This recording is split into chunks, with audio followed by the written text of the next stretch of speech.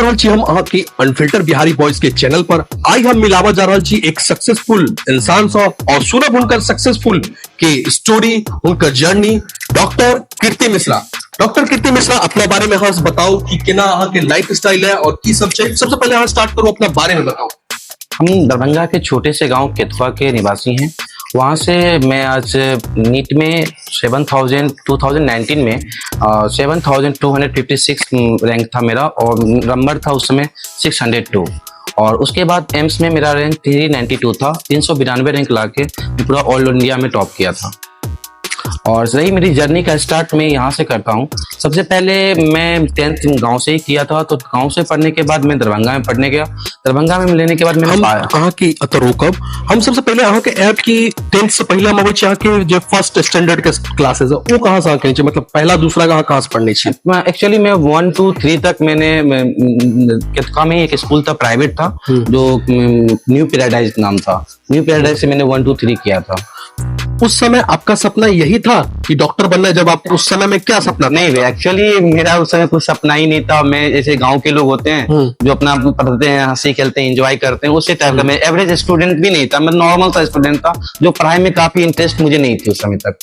तो कब ऐसा आपको लगा कि आपको डॉक्टर बनना चाहिए या इस फील्ड में आना चाहिए? कब आपको ऐसा मतलब गेम चेंजिंग मोमेंट आया? गेम चेंजिंग मुझे आफ्टर 10th, मेरा 10th में रिजल्ट आने के बाद मुझे लगा कि मैं किसी का चेंज कैसे ला सकता हूँ, अपने समाज में चेंज कैसे ला सकता हूँ। तो मैं डॉक्टर को देख के काफी इंस्पायर होता था कि डॉक्टर बनने के बाद मैं किसी न किसी को चेंज कैसे भी कर सकता हूँ।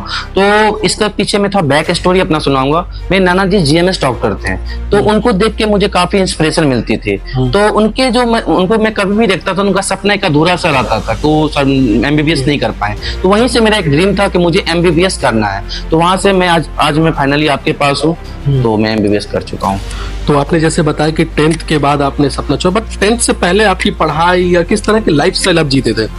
10th से पहले सर मैं एक एवरेज स्टूडेंट था और एवरेज स्टूडेंट का कोई लाइफस्टाइल नहीं होता। वो नॉर्मल अपने एंजॉय में रहता है, उसको कोई मतलब नहीं होता पढ़ाई करूँ नहीं करूँ, सिर्फ वो पास करने के लिए पढ़ता है। लेकिन जब जैसे जैसे आपकी उम्र बढ़ती जाएगी ना, रिस्पॉन्सिबिलिटियां बढ़ती जाएगी। और रिस्पॉन्सिबिलिटी एक ऐसा आया कि एक्चुअली मुझे सब बोलते थे कुछ नहीं कर पाओगे, तो मुझे वो किसी पे फोकस अपने एंजॉय में रहते थे। लेकिन आफ्टर 10th के बाद मुझे लगा कुछ पढ़ना है और एक एवरेज स्टूडेंट कुछ पढ़ के ही अच्छा कर सकता है। इसके बाद जब आपने 10th के बाद ये चुना, ये तो एक ऐसा फील्ड है जहाँ पे ऑप्शंस बहुत कम होते हैं, जहाँ बहुत ज्यादा हार्ड वर्क चाहिए।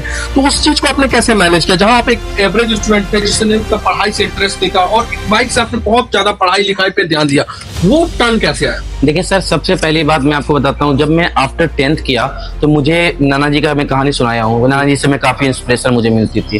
तो वहां से एक दिन मेरे सेटअप कर गया कि अब मेरा लाइफ स्टाइल ऐसे नहीं रहूंगा, ऐसे करूंगा तो मैं कुछ कर नहीं पाऊंगा। तो वहां से मुझे लगा कि अब मुझे अपने पढ़ाई पे काफी ध्यान देना पड़ेगा। तो मैं एक्चुअली कहता हूँ कि सर मैं उसके दरभंगा में पढ़ने लगा। दरभंगा के बाद में काफी सीखने, मुझे हर चीज सीखने को ज्यादा था कि मैं कैसे कुछ चीज सीख को मैं जल्दी जवाब दूं कोचिंग में, जैसे अपना परफॉर्मेंस बेच दे। तो सीखते सीखते कुछ चीज में जैसे आप कहते हैं ना, मोर रिविजन मोर सिलेक्शन, जैसे आप रिवाइज ज्यादा करोगे प्रैक्टिस गिव्स परफेक्शन। तो आपकी प्रैक्टिस करते करते आपको उस चीज में इंटरेस्ट आने लगेगा। ऐसे ही मुझे पढ़ाई के प्रति भी इंटरेस्ट बढ़ने लगे।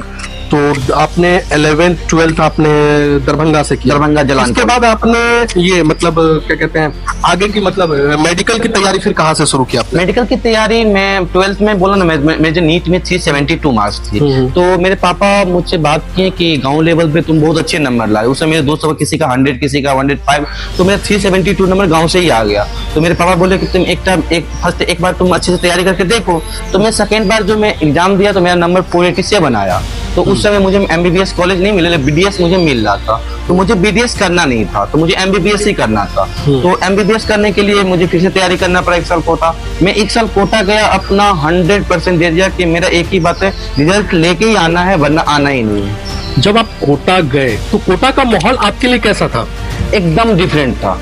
मैं गांव का बच्चा था, मुझे कुछ चीज सीखने को नहीं आता था, दुनियादारी समझ में भी नहीं आती थी, कौन से लोग कैसे, क्योंकि आप अलग शहर में जाओगे आपको अलग चीज सीखने को मिलेगा। ये इंसान का एक यात्रा होता है, हर एक इंसान से मिलेगा, कुछ ना कुछ सीखने को मिलेगा और वहां से आप बेहतर इंसान बनने की कोशिश करेंगे। तो वही चीज मुझे कोटा मिला और काफी कोटा का जो फैकल्टी थे, वहाँ का इन्वायरमेंट था, वो काफी अच्छा था, जो मुझे काफी पसंद आया और मैं 1 साल में वहां से रिजल्ट लेके आया।